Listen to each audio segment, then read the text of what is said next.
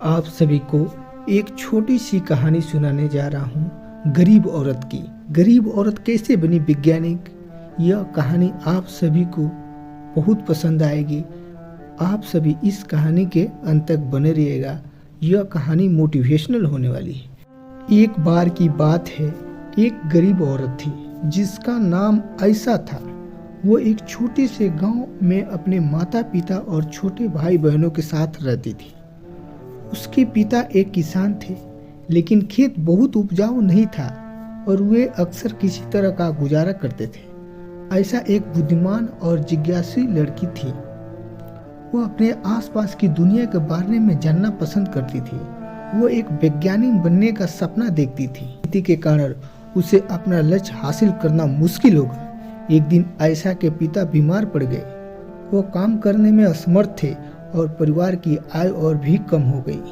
आयशा को अपने परिवार की मदद करने के लिए स्कूल को छोड़ना पड़ा। आयशा ने अपने परिवार का समर्थन करने के लिए कड़ी मेहनत की और उसने घरों की सफाई और खेतों में काम करने जैसे अजीब अजीब काम किए। उसने स्थानीय बाजार में सब्जियां बेचना भी शुरू किया। अपनी व्यस्त दिनचर्या के बावजूद आयशा ने वैज्ञानिक बनने का अपने सपने को कभी नहीं छोड़ा। वह देर रात तक पढ़ाई करती थी और स्थानीय पुस्तकालय में किताबें उधार लेती थी। उसने घर पर भी अपना स्वयं का प्रयोग करना शुरू कर दिया। कई सालों कड़ी मेहनत करने पर दृढ़ संकल्प के बाद आयशा ने आखिरकार अपने सपनों को हासिल कर लिया। वो विश्वविद्यालय में दाखिला लिया और वैज्ञानिक बन गई।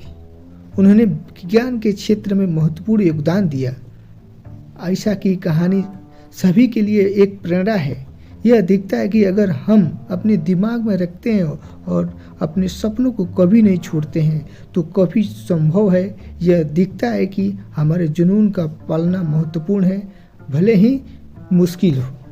यह कहानी आप सभी को अगर अच्छी लगी है तो लाइक करें और कमेंट करें और सब्सक्राइब करना ना भूलें।